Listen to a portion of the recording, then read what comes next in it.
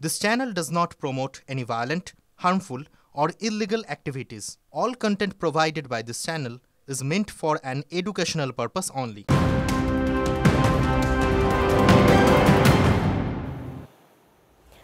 আগ্নেয়াস্ত্র এখন খোলামকুচি, যত্রতত্র আগ্নেয়াস্ত্র। ভাবতে পারেন ফেরিওয়ালার কাছেও পৌঁছে গিয়েছে আগ্নেয়াস্ত্র।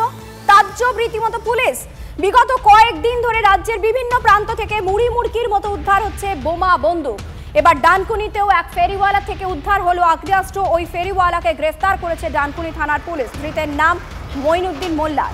ডানকুনির খুশাইগাছি এলাকা থেকে গ্রেফতার করা হয় তাকে। ধৃতের থেকে উদ্ধার হয়েছে একটি ওয়ান শটার পিস্তল।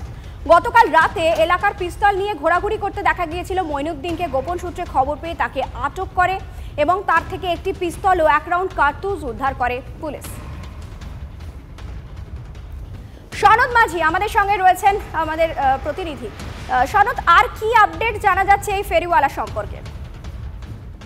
দেখো, পুলিশ সূত্রে যেটা জানা গেছে যে ফেরিওয়ালা ডানকুনি এলাকায় ফেরি করে বেড়াতো, অর্থাৎ প্লাস্টিক যেসব সামগ্রী হয় বাড়িতে ব্যবহার সামগ্রী সেই সামগ্রী ফেরি করতো।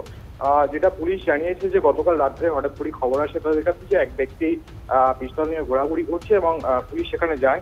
ডানকুনির যে খুশাইগাছি এলাকা, সেই খুশাইগাছি এলাকা সেখানে যায় এবং তাকে আটক করে এবং তল্লাশি চালিয়ে তার কাছ থেকে একটি ওয়ান শটার পিস্তল এবং একটি 1 রাউন্ড কার্তুজ তার কাছ থেকে উদ্ধার করে। তারপর তাকে গ্রেফতার করে। আজকে থেকে যদিও ইতিমধ্যে তাকে আদালতে পেশ করা হয়েছে, কিন্তু পুলিশ যেটা জানাচ্ছে যে তার কাছ থেকে সে কোনো রকম ভাবে কোনো দুষ্কৃতী দলের সঙ্গে যুক্ত কিনা বা কোনো রকম এলাকায় বড় রকম কোনো ডাকাতি বা কোনো রকম অপরাধমূলক কাজ করার জন্য সেই পিস্তল তার কাছে রেখেছিল কিনা। কারণ আমরা দেখেছি বিগত এক মাস যাবৎ ডানকুনির পাশেই যে পার্শ্ববর্তী থানা চণ্ডীতলা থানা, সেই থানা এলাকায় কিন্তু বেশ কয়েকটি সোনার দোকানে বড় বড় ডাকাতির ঘটনা ঘটেছে এবং সেই ডাকাতির ঘটনায় চণ্ডীতলা থানা কিন্তু এখনো পর্যন্ত তার কোনো কিনারা করতে পারেনি। তারপরে এই ব্যক্তির কাছ থেকে এই পিস্তল উদ্ধার হওয়া মানে সাধারণ মানুষ কিন্তু আতঙ্কে আছে এবং এলাকার ব্যবসায়ীরাও আতঙ্কিত। তার কারণটা হচ্ছে বিগত দিনে বারবার ডাকাতির ঘটনা ঘটছে, আর যেহেতু এই ব্যক্তি এখানকার নয়, অর্থাৎ হুগলির বাসিন্দা। তোমাকে একটু থামাচ্ছি। অবসরপ্রাপ্ত ডেপুটি কমিশনার সত্যজিৎ বন্দ্যোপাধ্যায় আমাদের সঙ্গে এই মুহূর্তে টেলিফোনে রয়েছেন।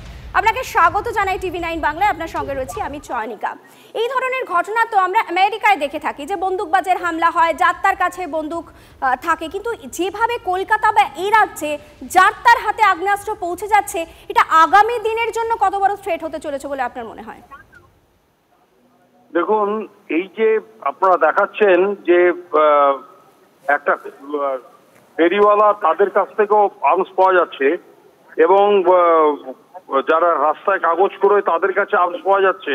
এটা খুব দুঃখের এবং লজ্জার এবং আশ্চর্যের ব্যাপার। আমার মনে হচ্ছে যে আরো বেশি ইন্টেলিজেন্স বাড়াতে হবে পুলিশকে, রাজ্য পুলিশকে এবং STF কে আরো বেশি অ্যাক্টিভ হতে হবে, CID কে। না হলে তো উপায় নেই, কারণ আর্মস অ্যান্ড অ্যামুনিশন যত সিজার হবে তত বেশি সাধারণ জনগণ নিরাপত্তা বোধ করবে। কিন্তু একটা জিনিস মাথায় রাখতে হবে, আমাদের যিনি প্রশাসনিক প্রধান ম্যাডাম মমতা ব্যানার্জি, তিনি কিন্তু একই কথা বলছেন যে আর্মস অ্যান্ড অ্যামুনিশন যত আছে সেগুলোকে রিকভারি করুন, এতে ব্যবস্থা করুন। আমাদের সাংবিধানিক প্রধান যিনি রাজ্যপাল, তিনিও একই কথা বলছেন। মন্ত্রীরা, MLA-রা প্রত্যেকে একই কথা বলছেন। সুতরাং আরো বেশি অ্যাক্টিভ হতে হবে, একটা কথা। 2 নম্বর একটা কথা আপনাদের চ্যানেলের মাধ্যমে বলতে চাই, যখনই ধরা পড়বে, যেই ধরা পড়ুক না কেন, কোনো লঘু ধারায় কেস নয়, অ্যাকুরেট সেকশনে কেস লিখতে হবে। অ্যাকুরেট সেকশনে কেস লিখে তাদেরকে কোর্টে পাঠাতে হবে এবং দ্রুত বিচারের ব্যবস্থা করে দৃষ্টান্তমূলক শাস্তির ব্যবস্থা করতে হবে। একটু ইন্টারাপ্ট করছি, যেহেতু আপনি এই বার্তাটা আমাদের চ্যানেল মারফতে দিতে চাইছেন, তাই কি কি ধারায় মামলা হতে পারে এটা আপনি যদি একটুখানি বিস্তারিত বলেন। হ্যাঁ, কি বললেন আমি বুঝতে পারলাম না।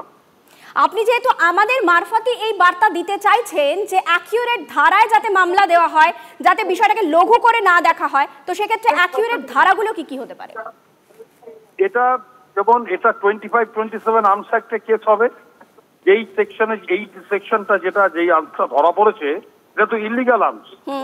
ইলিগাল আর্মস, সে পিস্তলই হোক, ওয়ান শাটার হোক, রিভলভারই হোক, যাই ধরা পড়ুক, এটা 25-27 আর্মস অ্যাক্টে কেস হবে।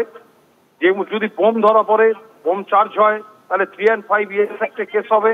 আচ্ছা, সেকশন অফ ল যেগুলো আছে, সেই সেকশন অফ লতে প্রত্যেকটা কেসগুলো করতে হবে।